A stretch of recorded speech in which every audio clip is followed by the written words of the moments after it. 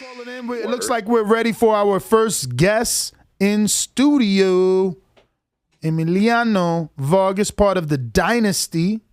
We just had Fernando Vargas Jr. in studio yesterday, and looks like we'll have. Is he considered the youngest brother? Is it him or Amado? Let me check. I believe it is him. All right. I believe Amado is the middle. Okay. Counterpunch from Bougie. Did we ever get to that? I mean, Looks like okay, he's coming in. Yeah, we got. All right, if you haven't already done so, go ahead and smash that thumbs up button and help us welcome Emiliano Vargas into the show. Thank you. Good morning. Thank you for getting up early. So how are you? Good. Man, I'm already up. I mean, training camp has started yesterday. I'm gonna be fighting. I think we're making the announcement in July, but late July, I'm gonna be the main event in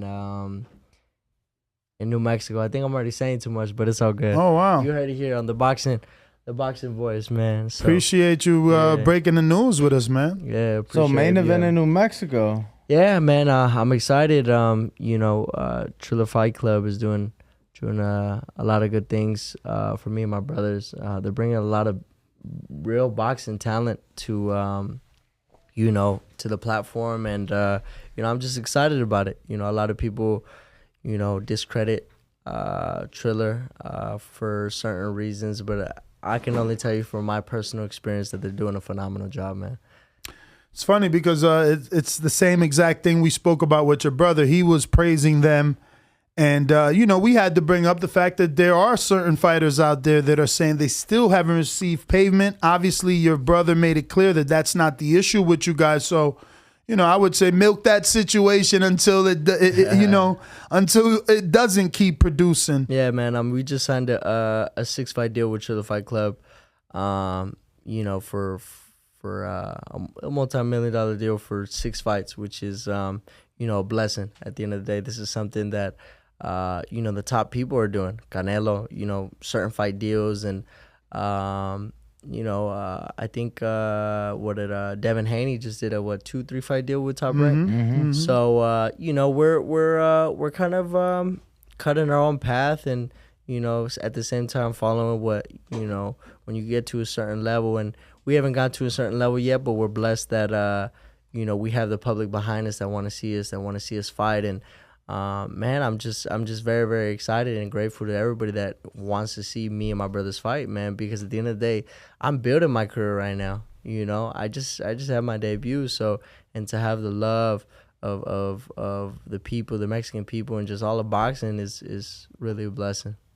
So how'd this walkout feel? Let me get a screen share, Austin, because you posted this picture 2 days ago saying that you have an announcement, but I'm looking more at the actual picture. This obviously is your pro debut on Triller, and I just wanted to take you back to this moment and have you explain to us how this was for you, because it's like you said, your deal is similar to the Devin Haney's and the Canelo Alvarez's, and the other similarity that I see is the pyro, the fireworks, the ring walk. That was something that Eddie Hearn did for Canelo for the fight in Miami. Right. So again, just wanted to know, how'd you feel about your first ring walk and the fact that it was, a big deal compared to normal pro debuts? The crazy thing is, like, obviously, me being in the gym, I know I hit hard, right, with my left and my right, but it was something about having my first pro debut, like, in the locker room,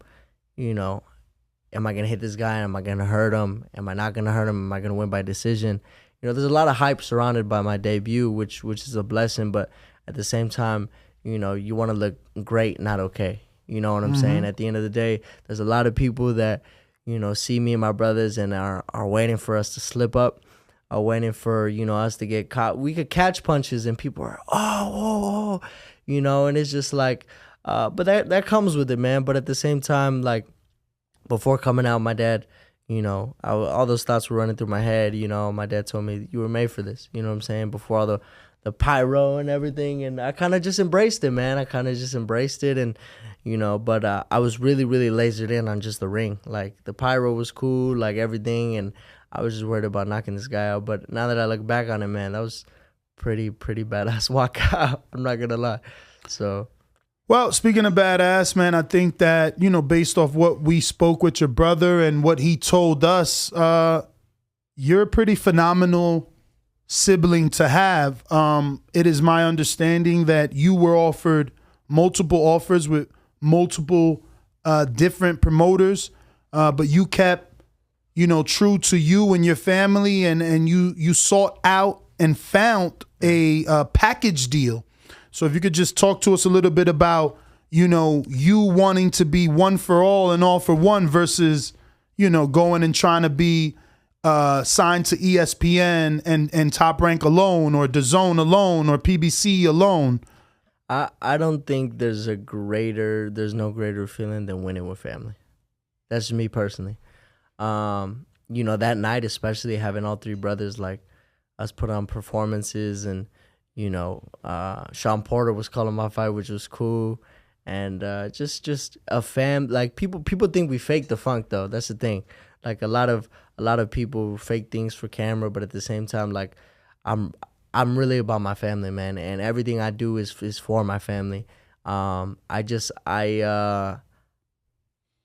wanted for us to win together. You know what I'm saying? I feel like, and not just win, but win on a platform that everybody could see. And I feel like, we had that leverage to do that, man. So, we have the best management in the game, man. I got Egis Klimas, which is Usyk and Lomachenko's manager, and also I'm co-managed by Jose de la Cruz, which is with Jorge Linares and with the Vargas dynasty. So very, very blessed, man. And who came first? Did Egis or Jose? Well, we were in talks with Jose, but it's just three Vargases. One Vargas is enough. You know what I'm saying? So they came together and obviously are guiding me in my career, me and my brother's career. Was it difficult to get your managers on board with, hey, you got to go shop me and my brothers around? I'm not accepting a just me deal. Well, what was their advice to you? Like, oh, listen, let's worry about you first. Once you pop off on ESPN, then you can open a door for your brother. Or were they on board with your plan from the beginning? Yeah, I mean, I didn't, and this is no discredit to Ryan Garcia or his brother. I didn't want, obviously one blowing up and then forgetting about the other one. You know what I'm saying? But you're right, because if you're not a hardcore, no one knows that he has a brother named Sean, right? Yeah, 100%. And not only that, I feel like, look, at the end of the day, if you're putting asses in seats the way Ryan Garcia does, I mean, I know he could say, hey, my brother's fighting on my undercard. If not, I'm not fighting. Mm-hmm. So I really believe that you in this sport, you need to stick to your guns and really believe what you believe. You know what I'm saying? Stand for what you believe. And I feel like know your worth, too. Yeah, 100%. I feel like, that's the thing, though, with this sport. There's a lot of, it's a crooked sport, but at the same time, you gotta take it for what it is. You gotta understand that and know that, man, at the end of the day, you're the fighter. Without you, the show doesn't go on. So, when did you learn that? Because, got about 11 years doing this, and at least 6 of those I've been turning blue here, trying to explain not only to the fans, but to certain fighters that you are the business. You are the boss. The promoter works for you. The manager works for you. Right. Like, you are the LLC. So when did you learn this? Because you're the youngest of the 3, correct? Yeah. I feel like, look, there's 3 types of people in this world. There's people who learn from their mistakes, other people's mistakes, and people who don't learn at all. I believe that, for a lot of things that happen in not just my dad's career, but friends of his, and, we're able to learn all that, especially in the beginning of my career. And I'm very, very blessed, like I said, to have the management that I have because, we're meticulously, planning my career, and not just my career, everything outside of boxing. So I feel like, like I said, man, at the end of the day, if I don't put in the work, if I'm not doing what I'm supposed to do, my manager can't sell me the way I he can sell. It's just or my promoter can sell me the way I sell. You know what I'm saying? Because I have to put in the work. If I'm not putting in the work, then obviously I can't call no shots. If I'm not knocking people out, I can't call no shots. But you gotta understand that, as fighters, we're in the position to obviously, and if you can sell, then you definitely have, not just the support of your team, but just the support of the boxing community behind you. So I'm just very blessed, man. Like I said, that we've learned a lot from my dad's career. Learned a lot from, other people's mistakes and wins as well. So we're just moving very, very meticulously, man. We're doing everything inside of boxing and outside of boxing. So I cannot have you here and not ask. There was a lot of rumors circulating about the sparring session between you and Shakur. Now, I don't want to know details as to what took place in the session, more about whether or not the rumor to how that session came about is true. So legend has it that you were picking Oscar Valdez, Shakur got wind, DM'd you, you confirmed, so he invited you to spar to, I guess, show you. That was Amado. That was Amado. Oh, shit. Yeah, but I can tell you how I sparred him. All right, let's do it. So that story is true, though. Yeah. So Amado was picking Vargas, and he's like, "Oh, you picking him? Well, let's spar." Like, what did he say? What was said? No, I think the champ just took some offense to that. I feel like, it was like a quick video, like, us passing by. Hey, Amado, who you got? I got Valdez, and just walked away. So, however you felt about that, I feel like, at the end of the day, he's a great fighter, but. It's a blessing. Like I said, man, we got the attention of some of the best in boxing. He's considered maybe on the pound for pound list. So definitely on the list. He has the attention of us on his radar. So that's cool, man. But me sparring him was a good experience too, man. I guess I show up to the gym, they just tell me to sparring. So this is at Capetillo's gym, and there's a lot of good work over there at Capetillo's gym. That's why I'm so blessed to live in Vegas, man, because you got champions rolling through here all the time. So I get there, and I'm getting my stuff ready, and I see Shakur. I was like, okay, cool. And I'm probably like 16 at the time. And one of my boys jumps in. I'm like, Dad, like, I would love to work with him. You know what I'm saying? Like, and I believe in this wholeheartedly. Even if I were to get my ass kicked by anybody, Lomachenko, like sparring Linares, I'm be sparring Linares for this camp, which is dope. Shout out my management. Even if I were to get my ass kicked, I'd still be learning. You know what I'm saying? So, my boy gets in the ring, and it's showing a lot of respect. Shakur's just teeing off and doing whatever he wants and walking him down, and you know what I'm saying? I told my dad right there, I said, I'm gonna give him no respect. You know what I'm saying? He's a champion, but at the same time, if I step in the ring with you, I'm not gonna give you the respect like you're, I think he was already world champion at the time. I don't know. But either way, he had accolades behind him, man. When you sparred him? Yeah.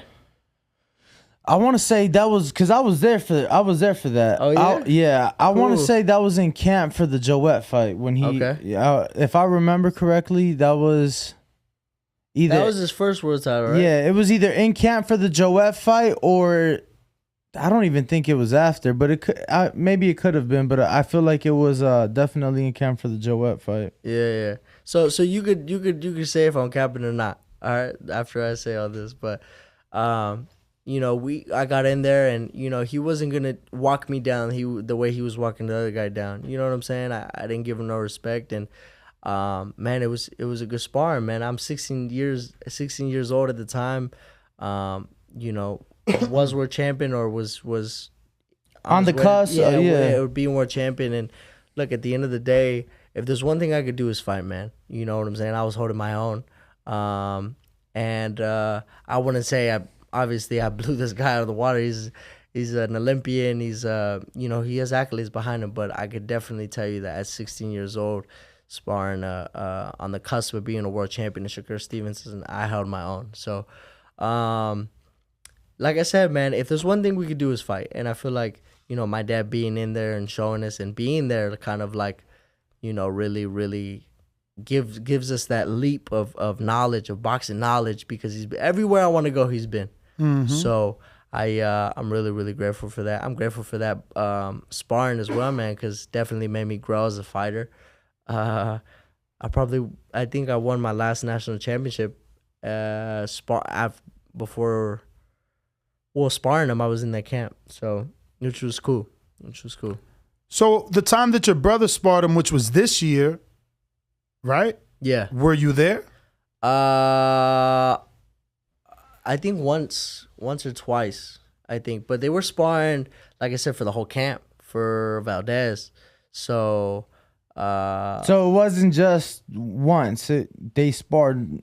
Throughout the camp? Yeah, throughout the camp, which was good, man. I mean, look, my brother at the end of the day, he had no amateur experience.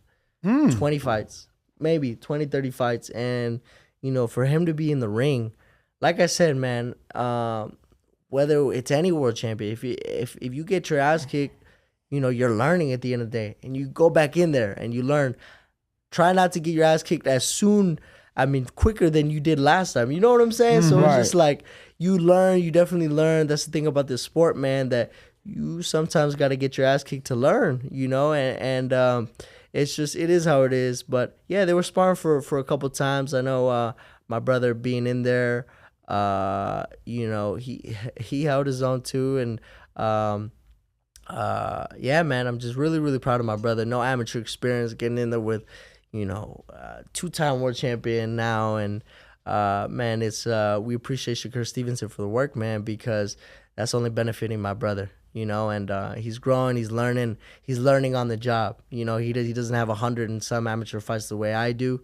And even me, man, I'm learning on the job. This pro thing is new, you know, learning just little tricks in here and there, just you know, not get cut and not get hit in the back of the head. And you know, because boxing is a very dirty sport, man, and you know, there's a lot of fighters that it didn't go so well for them, and you know, they're handicapped now, man. It's just or they have a speech impediment, or it's just memory loss, or there's no reward without risk at the end of the day. So whether it's for the belts, whether it's for, you know, the glory, whatever it is, if you want to be great in something, I know there's a lot of work and time you guys put in as well to put this together.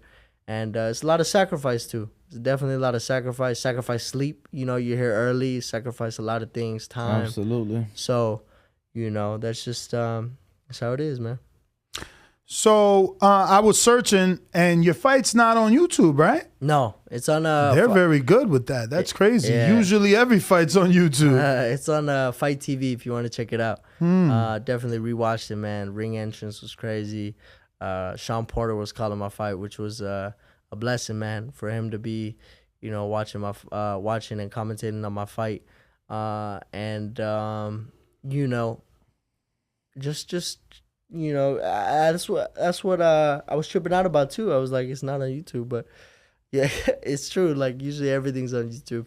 Yeah, man.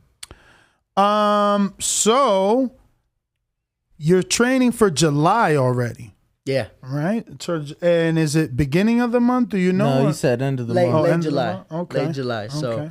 I mean, we're always in shape, man. I'm like 5 pounds away from weight. So I fight at 135. I weighed in 133.5. I can make it 130 definitely for a title or something. So we'll see. But for now, I'm gonna fight at 135. I'm still growing. I just turned 18. I just graduated too. So I'm still a kid, man. You know what I'm saying? Yeah, So, definitely.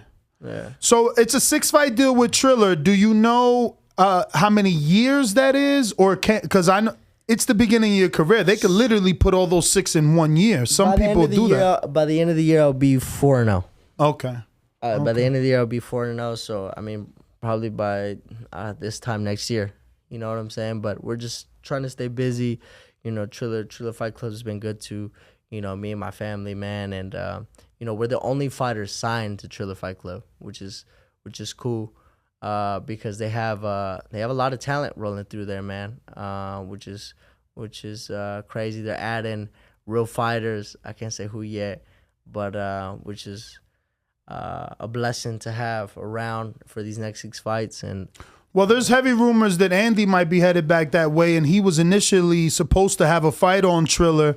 Then, there was something about him signing a contract to fight Lewis, so he has to fight Lewis, but there's still rumors that he may end up back on Triller. Well, I can't speak too much, but all I know is what everybody knows is that he already had a prior arrangements and was already in talks with Triller, which was, why would you do that?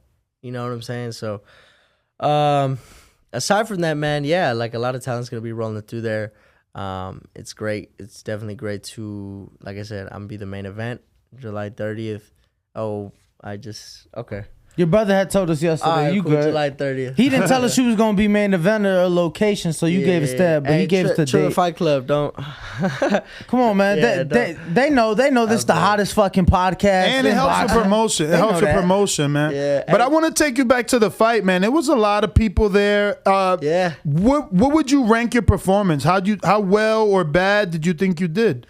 I think, which was crazy, I was using my left hand a lot, as in hooks, and I'm not left hook dominant like that. I just saw an opening and it just kept hitting it, and but I definitely rate my performance a 7. I was actually wondering if you were using the left hook because he was throwing it so much. He was throwing it a lot. Yeah, I just feel like I found the opening, and once I hit him with it, I was like, all right, I'm gonna hurt this guy with this. Like I said, man, putting on those 8-ounce gloves, I was kind of like, okay, like, am I gonna hurt this guy? Is he gonna feel my shots? Like, you good? Bless you. Thank you. Is he just a lot of things run through your mind, and So you had never taken the headgear off and put 8 Ever. ounces, only to do pad work. Yeah, just light stuff like that, and Because Tyson Fury, which I'm sure you know from being at Jorge Capotillo, sometimes he trains without headgear. Yeah, they that's say crazy. more times than none. That's a UK thing, though. I know that I have a lot of friends. Obviously, I fought in Ireland. I fought in different places, around the globe, and they really don't spar without headgear. But I just, I think if I can take the least amount of punishment, then why would I? You know what I'm saying? So, I commend Tyson Fury. I commend every other European fighter that does it. But my dad, the way he runs things, and I'm just there. I listen. But yeah, man, it was definitely a crazy experience. I think it was like 2 minutes and something, 2 minutes and change, like 2 minutes and 10 or something like that. But definitely, you guys haven't seen anything. Like, I can box, I can punch, I can use a shoulder roll, I can use my high guard, I can, turn southpaw, I could fight a whole fight southpaw. Like, I asked for a step up in competition because you're and a lot of boxing fans know this too. Just to get your experience, they put you in with guys that are the same level with you. As a pro, so 0 fights, 1 fight, 2 fights, 3 fights, 5 fights, you know what I'm saying? So you learn, and because there's a lot of fighters that are good in the amateurs but not good in the pros. It's just a different switch, from an amateur style to a pro style. You see that a lot, 17, 30-time national champion, and they end up getting knocked out. So you got to be very, very careful, very mindful of everything, and that's why I feel like that experience of my dad and what he's been through really, really plays through. How many times have you watched the fight back? Probably honestly like a good 5 times. Like, I feel like it was cool, but I have a lot more to show. Like, a lot more to show. I feel like anything in the fight that you like, damn, I shouldn't have did that, or ooh, I almost got caught, or I took that shot pretty well. I say I keep my right hand up because when the first time I dropped him, I slipped and threw like an uppercut, but he like grazed me. He grazed me, and I still like knocked him down the first time. And I just I was looking at myself after I was like, why do I have a mark here? And I was like, oh, he caught me with that. You know what I'm saying? And even watching the fight back too, even in slow mo, like, you know, I took the shot, but obviously mine went through and hurt him more. So we just gotta be mindful of little more things, and feel like we definitely you can't say I don't have a chin. Was it difficult because your dad had to corner everyone's fight? So did you feel, or did any of the brothers feel like they didn't warm up enough because your dad was still in the ring with someone or something like that? I think. Well, I can only speak for me because I was only worried about my fight. You know, I was in the locker room, and I even told my brothers, and we told each other this, like, I'll watch you for the monitor. You know what I'm saying? Because at the end of the day, I gotta fight. You know, it's my show, as in I only gotta worry about me. You know, but obviously I'm not gonna lie to you. A little nervous watching my brothers. I'm like, man, like, all right, come on, knock this guy out. You know what I'm saying? But they're my family, man. They're my blood, and I know them watching me as well. They were kind of nervous, but I just told my mom, drink a couple shots and you'll be fine. It'll be over, So, yeah, man. But very, very grateful to the Fight Club. I can't wait to do it again. July, I already said it, July 30th. New Mexico main event. Yeah, main event. So I'm very, very excited about it. And just to do more rounds. I even asked my dad if I could do a 6 round in this one, just to maybe do more rounds, and I want to show everybody that these Vargases can't fight. You know what I'm saying? There's a lot of people that don't believe something until you put it in their face. With anything, it's just, I need to see it to believe it. I need to feel it to believe it. I need to, it's just how people are, man. And we're just going to keep on showing up and showing out. And I'm just very excited. July 30th, tune in, man, to the Fight Club, only on Fight TV. So you said that you could fight a whole fight in southpaw. Which do you prefer? I mean, it's all about making adjustments. I feel, I'm able to see, I'll turn southpaw for good combo, 2 combos, and see if this guy can't fight a southpaw. You know what I'm saying? So it's just, I make adjustments. I kind of, make my assessments of things, and, we go from there. And like I said, I could fight a whole fight southpaw, which is because before in the amateurs, I ran into a southpaw early in my amateur career, and I was just like, man, like, I don't really know how to fight southpaws. You know what I'm saying? Like, so I was thinking, why don't I turn southpaw? And I was training and sparring southpaw, then fighting southpaw, and now I can fight a whole fight southpaw, which is that's what I'm saying, man. You got to get your ass kicked to learn.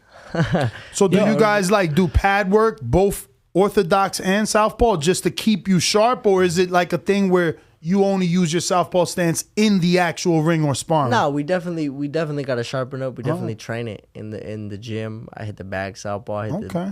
I do, you know what I'm saying? But I'm right-handed, but I could fight orthodox and southpaw. So it's just like I said, man.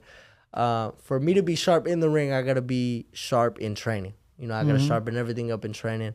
So we're definitely gonna be doing that. I gotta ask you, at such a young age, have you found it difficult? Because your brother, obviously, Junior, he, let it be known, everybody was coming for you. As far as the promoters, as far as, these deals that were being presented, they were seeking you. And I asked him, I was like, if the right deal comes across the table for him and he chooses to take it without you guys, and before I could even finish, he said that he'd be perfectly okay with that. But is that pressure on you because you are the youngest and, obviously the most seeked out? I mean, my management is doing a phenomenal job. They're also being mindful of my career as well. They will never, obviously, and I've told this to my brothers as well, if you're, bullshitting, if you're not doing what you're supposed to do, then obviously I would think of ways, and my management as well, to go on my own, because obviously if you're not taking this serious, you can get really hurt, man. You can get extremely hurt. And you've seen it time and time again, but my brothers are doing a great job, and you know, you got to carry your own weight, and I truly believe that they're doing. Like I said, man, my brothers are holding their own. Little amateur experience sparring top guys. My brother Junior sparring Kell Brook, Ugas, you know, Porter, Amado Shakur, me, Shakur, Robeson Ramirez. There's just a bunch of Olympians, a bunch of Duke Reagan, just top names, man, and we're able to hold our own in there. So I'm just grateful to God for everything that He's doing, man, because, you know, my management is doing a great job with this too. It's just we're building a lot of things outside of boxing so that we box for fun, for the fun of it. You know, there's a lot of fighters that just box for the paper or just box for, you know, just to get here, do this, or, you know, but at the end of the day, my management is making sure that we're taken care of outside of boxing to where, you know, like a Ryan Garcia, we're making $6-7 million outside of the ring, you know, on just deals and endorsements. So then you really box for fun. You know what I'm saying? When you don't got to worry about, you know, your family or this or that, or, you know, maybe you have a kid, then you really can zone in and focus on the sport. So just saw you guys got the Vargas Dynasty coconut water. yeah, man. How exciting is that for you to, you know, obviously such a young age, get started with something? So we signed 2 deals that day. But we're gonna make a post for that. We signed as ambassadors and part owners of Adams Footwear, Adams Boxing. Oh wow! The shoe. The shoe, yeah, the boxing shoes. So we're gonna have our own collab coming out. Also, we just signed. Me and my brothers are co-owners of the #1 selling Amazon coconut water, which is by Mojo Organics. You know, we're going to be taking this to Walmart, Circle K, 7-Eleven, all convenience stores and Whole Foods, and just God is good, man. God is good, and we're definitely shooting for the stars. I have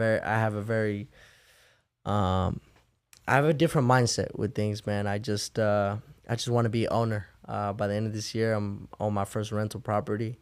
And you know, same for my brothers as well. We're just trying to build generational wealth, man. Definitely.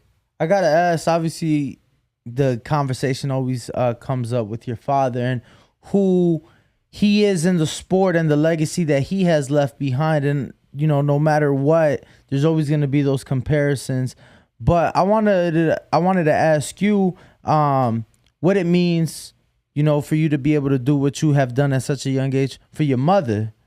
You know, because everybody always wants to, you know, rightfully so, bring up your father and everything he's done. But I wanted to ask for your mother because I know, you know, not just your father, but, you know, as a family, you guys are extremely close. 100%. So, you know, what has that meant for you to be able to, you know, shine in front of your mother and obviously make her proud? It's just a blessing, man, for my mother to just even be able to see all this. You know, there's a lot of people, there's a lot of tomorrow's never promised. You know, I'm very, very grateful that, you know, we're able to, you know, bless my mother, bless my family, because we're in a great position. You know, my mom, she still shops at Ross. You know what I'm saying? She gets deals and she's taken care of, man. But it's just, she's a great woman. We wouldn't be here if it wasn't for her. You know, she runs the books. You know, she's making sure I'm not spending too much. She makes sure that, you know, we're on top of our taxes. We wouldn't be here without her. And I mean that wholeheartedly, because there's definitely behind the scenes, and there's a team that we keep close to us, and my mother's the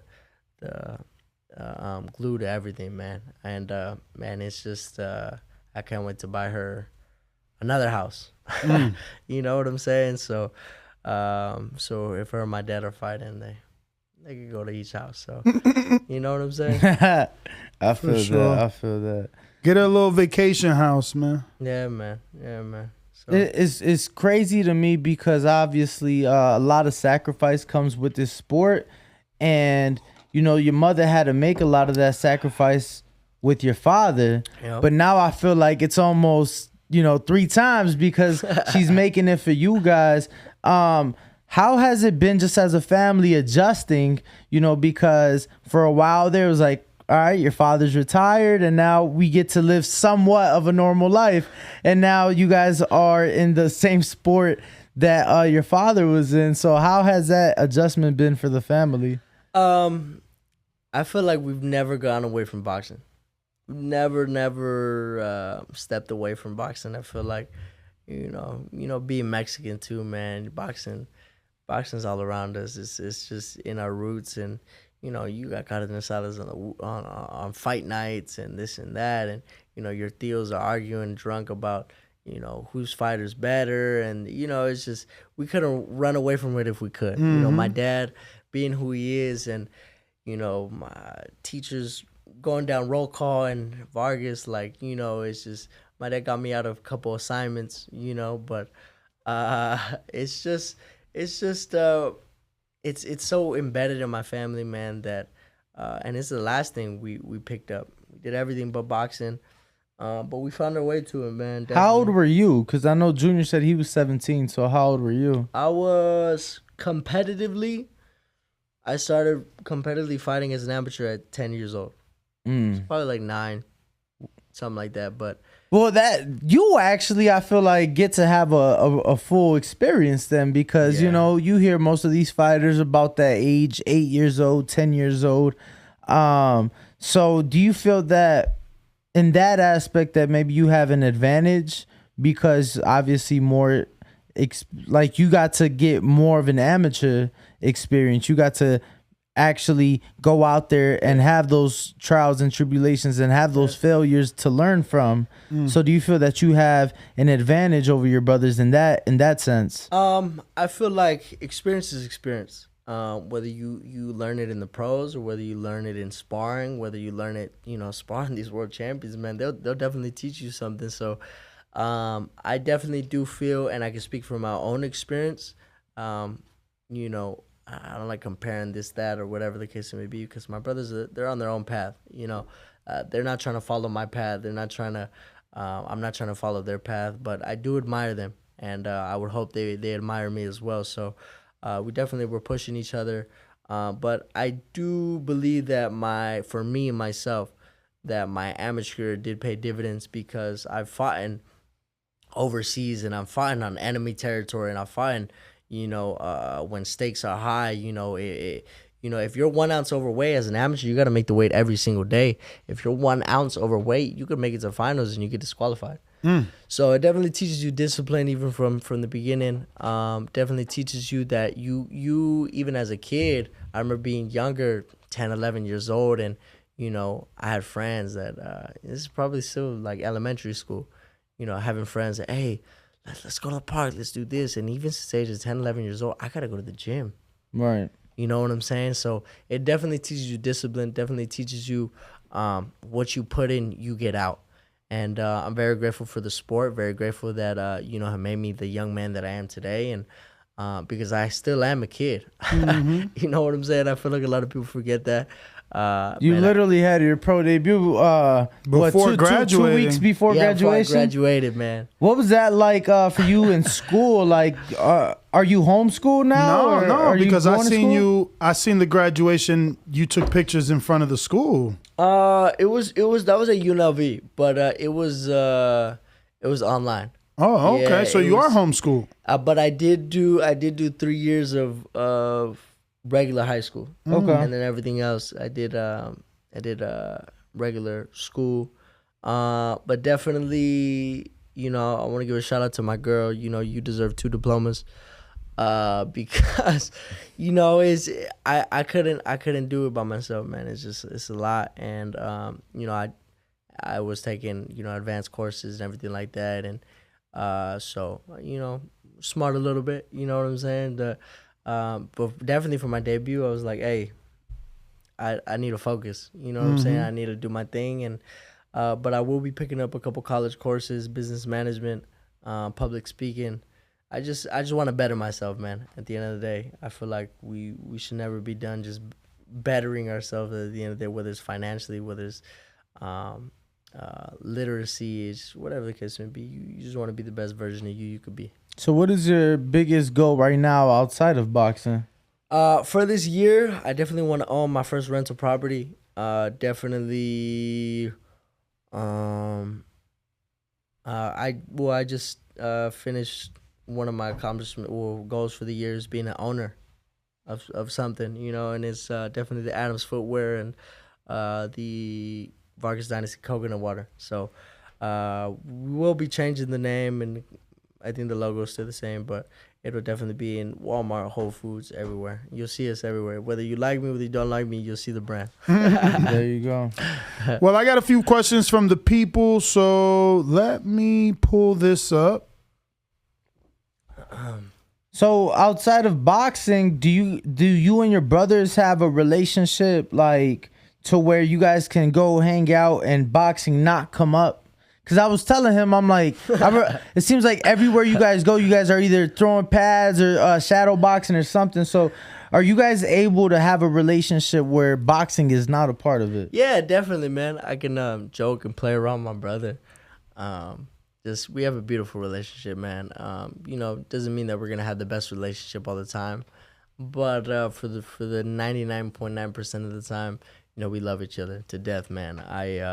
I could fight with these guys, but a day, 2 days later, we'll be fine, man. So, hey, bro, you want to go get sushi? I'm like, all right, let's go. You know what I'm saying? So it's just we definitely love to eat. We definitely 18 eating sushi already. Okay. Yeah, but bro, I think I'm more Asian than anything. I love Thai food. I love Korean barbecue. I love sushi. But that's the thing. We all love to eat as a family. I feel like we do everything together, man. But definitely, we may not agree all the time, but we do love each other, man. That's all. I got Bougie from Broward who says, "What's up, champ? Thanks for pulling up on us. Correct me if I'm wrong, but I believe either you or your brothers got work with Shakur. How was that? And your thoughts after the work?" Well, obviously you answered it, so I just wanted to give him a shout out. We got New York book. You wanted to add something? Nah, yeah, I appreciate you showing love. But went over that earlier. Man, great work, great champion, and hopefully we spar again, man. If I get my ass kicked, if I don't get my ass kicked, I'd love to get in the ring, man. New York Bullet in New York says, "What's up, champ? Which fighter do you see being the biggest money fight for you in the future? Blessings." Man, I honestly think it depends on my body, man. I think, look, I don't think the people at 135 are going to stay at 135. I go to 140, but let's just see where my body takes me, man. I feel like, I want to fight people, but I know my dad is going to want to hold me back a little bit, but my management, whatever. I really do feel, I think, man, a Ryan Garcia, I think any big name, man. I think with the right experience, I feel like, maybe a Tank, a Shakur. I want to fight the best, man. I definitely do want to fight the best. Definitely need to get some experience before I do that. Grow into my man body and because at the same time, I'm just a kid, man. So I definitely want to get stronger, get more experience. And hey, whoever they got in the line, whoever's the champion, whoever has the belt at the time, hey, let's go. You know what I'm saying? For sure. Looks like next up is B-Lo. Phoenix, Arizona says, "What's good, champ? Thanks for coming on the show. Who you got, Bud or Spence, and how? Looking forward to watching your career progress. Keep grinding." Thank you, brother. Hey, Albuquerque, New Mexico is next to Arizona, so pull up July 30th.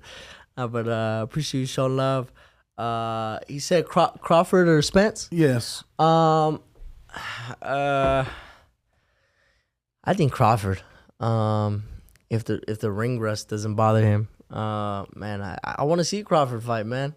I don't know where he's been. He's been MIA or whatever the case may be, but definitely want to see him fight Spence. I know everybody else wants to. He's a free agent now, right? If I'm not mistaken, so I think we'll be able to see that fight. Yeah. But I know that he's definitely waiting till the paper's right. So that's just how these fighters are, man. But I think I got Crawford. I got Crawford, man. He he's just big for that weight class too. He's physically strong, and I think he's strong. Did you hear yesterday Jamal Charlo said, Jamal, not Jamel, the undisputed champ, but the twin brother who fights at 60, WBC champ, said on the Brian Custer podcast, he said he wants to go down to 54 to fight Terrence Crawford, who's never fought at 54. I mean, if his body can put up with it. I mean, who's Jamal or Jamal? Yeah, for the weight cut, because if he's fighting at 60, he's walking around 70, 80 at least.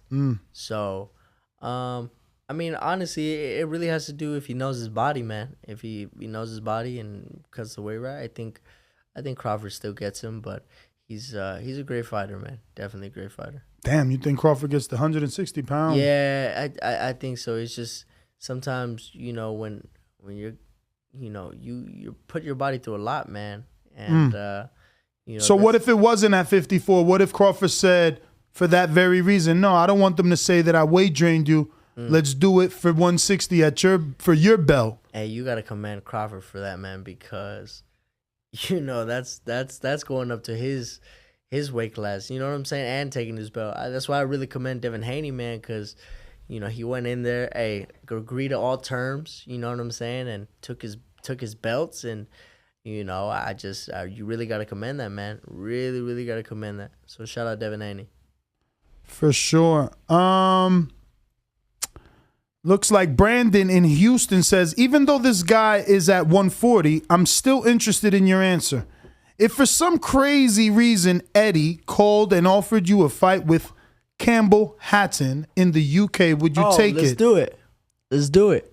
I literally told my dad this a while back. I was like, hey, and I told my manager too, like, I want to fight him. Yeah. Like, look, I think it'd be a dope fight. Like Vargas' son, Hatton's son. Yo, too bad your dad's not into exhibitions, because Ricky got in phenomenal he's shape. in shape, bro. Yeah. He sparred. He's fighting Marco Campbell. Antonio Barrera, and they have an exhibition July 2nd. Triller Fight Club, what's up? They're beating you to it. Come on, baby. Hey. No, but they were in talks a little bit with my dad and Oscar.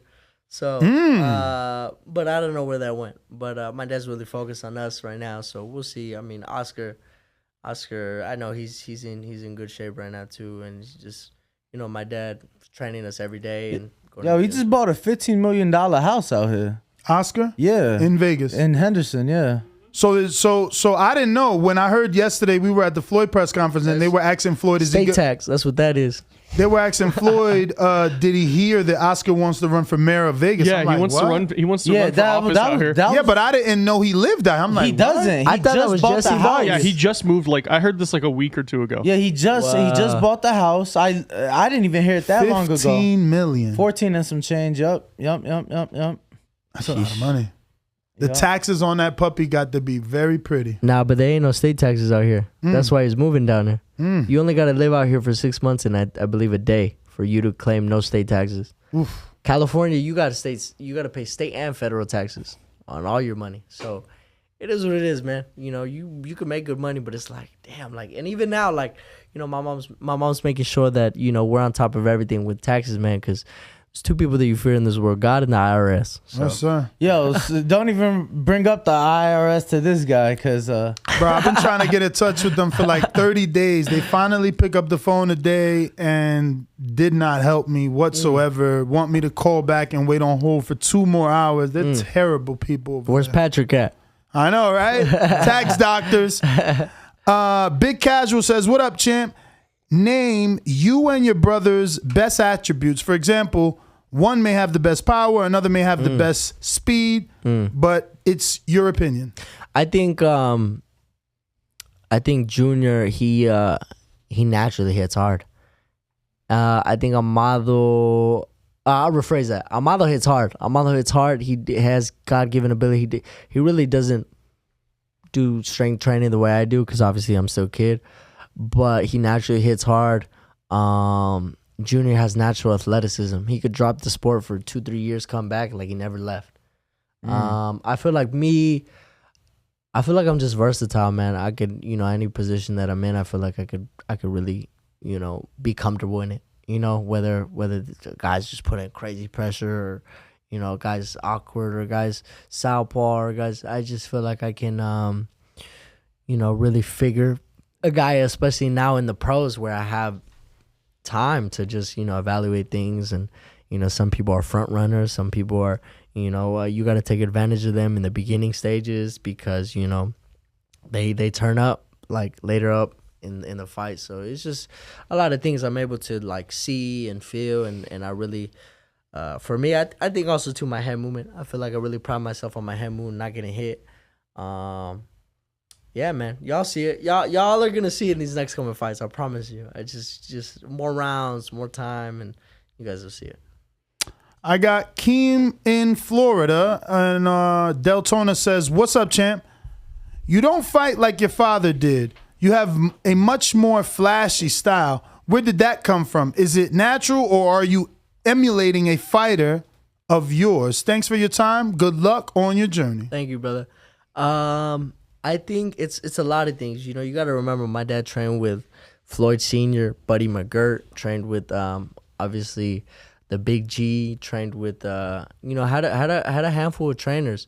But definitely it's all of that, and I look up to Roy Jones, I look up to, you know, Floyd, I look up to, you know,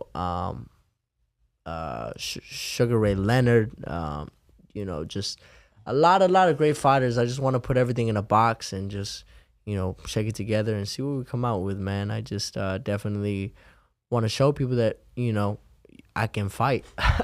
That's my main thing. That's my only mission right now. I just want everybody to see that I can fight. You know what I'm saying? And respect me for that. And I tell my dad all the time, you know, my main goal is for people to look at my dad and be like, that's Emiliano Vargas' dad.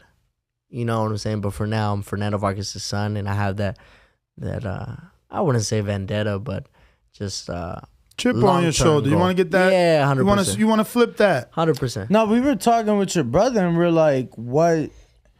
You know, what fighter? He has it worse. What junior? Yeah, I mean, but that's what we're saying. Like, what junior, what son of a legend has surpassed their father? And the only one we he's got a lot of pressure. He said that because Floyd. Yeah. Floyd's the only dude to do that. Well, but you got to remember, I mean, the one that was really doing it was his uncle. Roger, really you mean the training? Yeah, no, I'm saying as a fighter. Okay. Was very established, you know, fighting Chavez and fighting, you know, was world champion, and, you know, so you got to remember that, you know, kind of Floyd really paved his own way. You know, he kind of had that boxing family thing going on. No, absolutely. So, yeah. So definitely, and I tell my brother too, you know, you got to fight the way you fight. There's a lot of fighters that, you know, definitely want to see, you know, they want to see blood and this and that, and, you know, Mexican style isn't, you know, I hit you, you hit me. You know what I'm saying?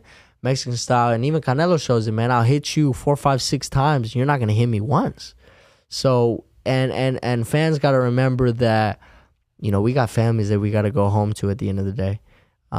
If I can hit you 6, 7 times and you won't hit me once, why would I let you hit me? There's no rule in the boxing game that, all right, I hit you, you got to hit me. There's no rule like that, man. So we just definitely, like I said, we try to take everything that we've learned and my dad's learned, and you know, even the fighters we emulate. You know, my brother Amado really looks up to Charlo. Amado, and you can see it in his fighting style. You know, Amado likes throwing blows, and same Charlo. Which Charlo, Mel or Maul? I think the one at 160. Okay, Jamal. Mm-hmm. Yeah. So either or, honestly, they pretty much have the same fighting style, which is dope. Yeah, but Amado really looks up to him. I know, you know, like I said, man, there's just a lot of fighters that I like to emulate. You know, just the whole Benavidez, the Canelo, the, you know, Floyd. It just goes back, man. I would just try to put everything together and you know, definitely emulate it.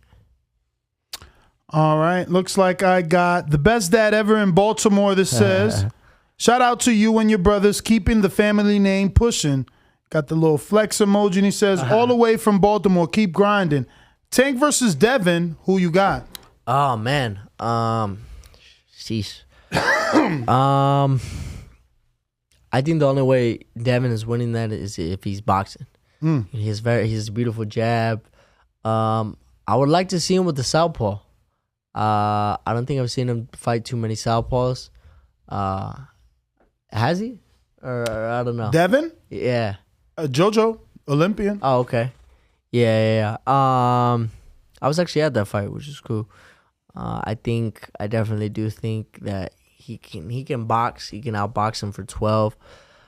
But Gervonta, man, he's never out of the fight. And you've seen it with the Rollies fight. I think Rollies was winning the beginning rounds, definitely. I think Gervonta was down on the cards, but Rollies just ran into a shot. I do feel, I got love for Rollies, man. He's my guy.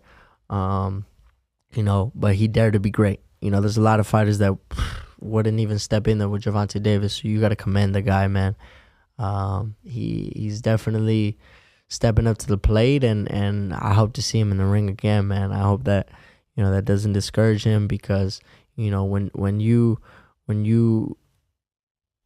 are on a stage like that and you underperform or whatever the case may be, you got boxing fans that never boxed a day in their life, and they're critiquing you, and some things can get to your head. I know I had a conversation with my dad, and he really got into drinking and in a depressed state after the Tito fight, man, because he felt that he let all the Mexican fans down, but at the same time, that fight really showed everybody what my dad was about. Whether he had cast or not, definitely showed the Mexican people that my dad had what it took to be on that level, man. Because you can tell me that Trinidad with the same power was the same power when he fought Bernard Hopkins, and his trainer was made him re-rap, and they were gonna stop the fight or have him not fight, but they made him re-rap. So it's definitely not the same power. But that's in the past. I feel like all those experiences, because you got to check this out. This is where your team comes in. Nobody checked Tito's raps on my dad's side. His team, you know what I'm saying? So it's the inexperience, and there might be a fighter that I fight that really wants to hurt me, man. Put something in his raps or whatever the case may be, and I'm definitely gonna make sure that in any fight that they're checking raps or they're checking. So you think in 2022 someone can still do the Margarito? I look, man, I wouldn't be surprised. If they're still smuggling drugs and finding new ways to smuggle drugs, let me tell you something. And they're still at their peak, in Colombia, and Chapo is in jail, and nothing's changed. Nothing has changed. We got security cameras, we got thermal sensors, we got everything, and people are still smuggling drugs. So it's just like, I wouldn't be surprised. I really wouldn't be surprised. It is what it is, man. I just hope that any fighter that I do fights me on an even playing field. And if you beat me, you beat me. I'm not gonna say he has cast in his hands, or he has. If I do feel he beat me, he beat me. But if I feel a superhuman fucking strength coming out of this guy that I've never, ever, ever felt before, and obviously, what, I wouldn't publicly say it, but I definitely would. Somebody gotta check that guy's raps. You know what I'm saying? So when in your career do you believe you will start asking for VADA testing? I think when we're fighting for a championship level. Okay. I really do. I feel like like I said, my management, I know my dad's gonna be on top of everything. I definitely But you're a Vargas, so you already got a target on your back. You don't think that even on this level someone could be cheating you? No, definitely my dad's still checking raps now. What I'm saying, VADA and everything like that, I feel like I said, even if you are on whatever the case may be, I'm smarter than you. You're not gonna hit me. You're not gonna try to do this or that. You could be on any type of steroids or any type of, performance enhancer, but at the same time, boxing skills show through. So, yeah, man, I like I said, I'm in the ring with definitely a high caliber of champions and Olympians, and I feel like, hey, if that's my competition and if that's where I'm regularly sparring, I feel like nobody at this level, in the beginning stages could mess with me. I really do believe that, because one, I believe in the work I put in. I believe in, obviously, God and my God-given ability and my team. So I just, we prepare ourselves in the best way possible. I push my limits. I feel like the fight's the easy part. The training is the part that sucks. Today I got to hit 3 workouts, strength training, cardio, and boxing training every day for the next 6-7 weeks. So cardio is just simply running, or are you doing more than that? So we do one day long distance, one day high intensity training. So just shorter duration, but definitely for the weight is the long distance, and just for your lungs, for you to be running for an hour at a high pace, it definitely gets your lungs burning, definitely gets you ready for those longer rounds where this guy's just on you and he's just pushing you, and we prepare for the worst, definitely. Last one coming in from Plainview, Texas. Joseph Rodriguez says, hear me out. De La Hoya versus Vargas 2 with you versus Ryan on the card. That's big money. Triller can make it happen. Also, any memories of the great Jenny Rivera? Yeah, man. I remember being younger, and obviously she had a reality show, and she was the reason actually we did a reality show, because she would always say that you guys need a show. You guys need a show. You guys, just the way you are. And rest in peace. She was a great a woman. I know she, anytime that one of us was doing something, she'd support either physically or financially or whatever the case may be. It doesn't matter what I was doing. But definitely rest in peace. She was a awesome woman, awesome, just legend. Definitely. I don't think she's never gonna die. I didn't know she was close to the family. Yeah, man. So we kind of felt that when that happened, and was it just her or Lupillo as well? I think just her. Just her. We were really cool with her. We had the same talent manager at the time for reality TV, and us growing up, and it's kind of like you don't really understand it until you're older, and you're like, damn, like we were really close with her and things like that, and but rest in peace. Definitely rest in peace. And what was the second part? What was the first part? I'm sorry.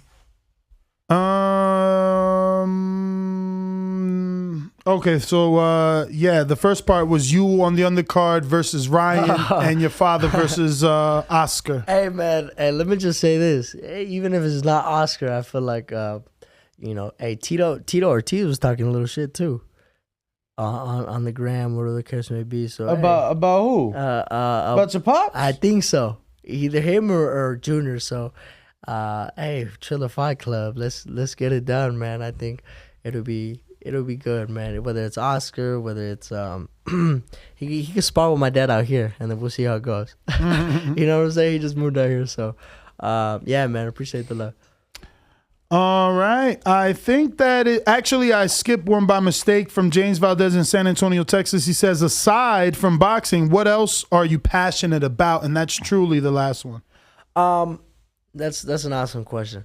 I feel like, honestly, what I'm really, really passionate about is I'm obsessed with being an entrepreneur. I'm obsessed with taking care of my family. I'm obsessed with growing generational wealth. I feel like, I'm always thinking ways of, how to be bigger than boxing, as in, that's just not the only thing I do. You know what I'm saying? I feel like boxing is my launch pad. I have a mentor of mine. His name is Michael Cyprian. I look up to him so much. He feeds 33 million people a year. 33 million people a year. And is, like I said, a billionaire, and, that's my mentor, man. he definitely has me getting more involved in my community. Definitely God blesses so that way you could bless other people. And I wholeheartedly believe that, especially during this time, man. I really don't know how people are getting by with inflation and this and that. So we try to help out the most we can do. Definitely very, very passionate about other people, man. I feel like I'm doing everything, not just for me, but for other people. I want to be able to be in the position to feed 33 million people.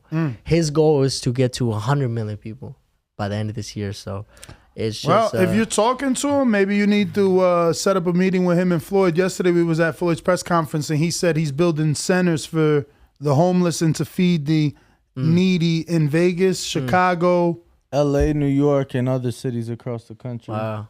Hey, yeah, shout out to Floyd, man. He just got inducted. My dad's getting inducted this year. In August here in Nevada? I believe so. Nice. Yeah, we'll be there. Yeah, man. So it's just like I said, my dad's legacy, is his legacy. I know he'll live forever. Whether it's in boxing, and I'll definitely make sure of that as well. I feel like I have that on my hands to make this Vargas name last forever. Because let's just say 100 years down the line, I want to be known 200, 300, 400 years down the line. The same thing goes for, my dad as well. I feel like, and I tell my dad this, if I were to have kids, each one of them, their middle name would be Fernando. Just so that way, they know and they recognize that it started with my dad. And he did it by himself, man. There was nobody that helped him out. I have all the support in the world. All the support in the world, from my beautiful mother to, my father to, like I said, mentors the way I do. And, I know that literally the sky's the limit. I know if I don't win, the thing is, if I don't take it to another level, then that was on me. You know what I'm saying? I have every single tool to my disposal. And I know a lot of people would kill for that, man. And I will not let up, and I will not take that for granted. So I know that down the road, when my kids have kids, they'll definitely thank my dad, and definitely thank me and my brothers for what we put together for them, man. I do believe that. Last screen share on the way out. If you this is Emiliano. Who you sparring here, bro? Hey, fucking Madison, you put that up. Ray Diaz, man, good work, man. This is the 6th round. We're going at it. This is the last round. This was actually yesterday, so my first sparring back. My dad, we're going to work, and that guy really, really gets me sharp. Really, really gets me going. Shout out to him. He caught me with that left hook there, but we're going back and forth. This is Salas' gym. Yeah, and that's Southpaw. That shit looks like the doghouse with everybody hanging over the ring. Look at my man jumping like that. Who was that? Yeah, that's his boy. Oh my God! Watch how he jumps, Danny. Yeah, man. But you know what? I'll tell you. No. I'll tell you like this, man. I was thinking this as I was sparring. I was like, this is really like a fight. Like you got people yelling, and you got people saying, this, that, blah, blah.